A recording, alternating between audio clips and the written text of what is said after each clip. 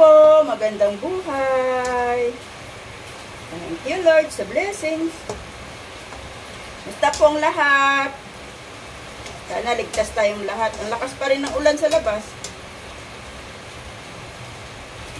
Ito ang food namin ngayon. Ito tayong Mickey. Pancit yung Mickey ba? Kasi para may sabaw-sabaw. Yung sahog niya ay yan. Tira-tirang lechon manok yan kagabi.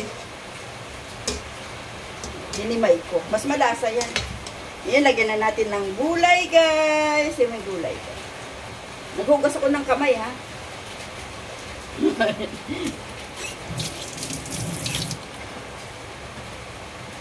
Yan, lagay na natin. Oh, ang dami nito. Isang kawali. Maghapon na rin to. Marami din kami.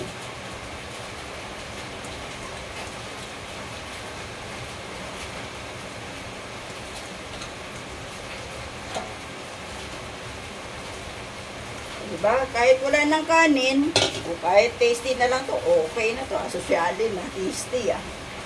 O, diba? Yan siya.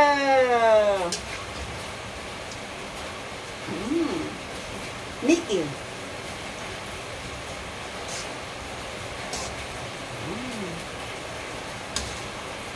Gusto kasi ng asawa ko to yung may sabaw-sabaw.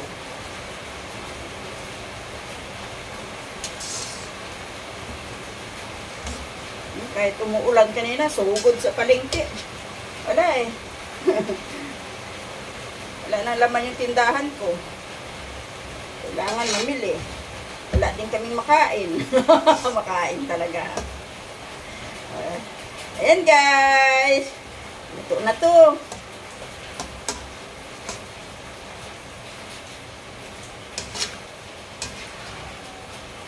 Ayan. Tikman natin yung sabaw.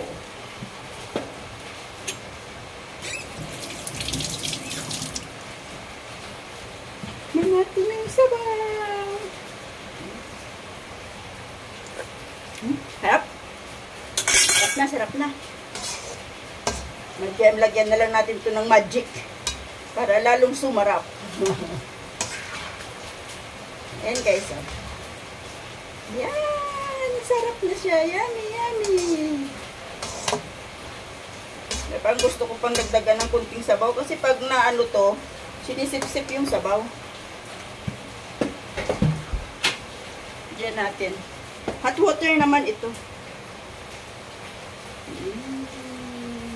Ayan. Tayo na lang natin maluto. Luto na rin yan. Ano lang. Pakuluin na lang natin kasi nagdagdag ako ng konting sabaw. Tapos, lagyan natin ng magic. Para lalong sumarap. Ito na guys. Pagkain sa maulang panahon.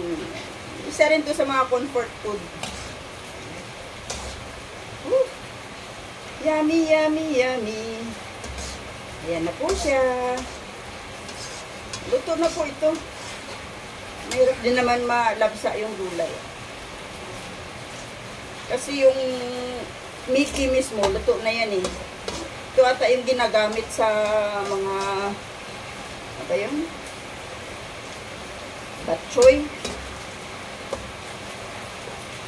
Sa mami. Yun. Itong pancit ang ginagamit. Okay. Yummy na to guys. Man ulit natin.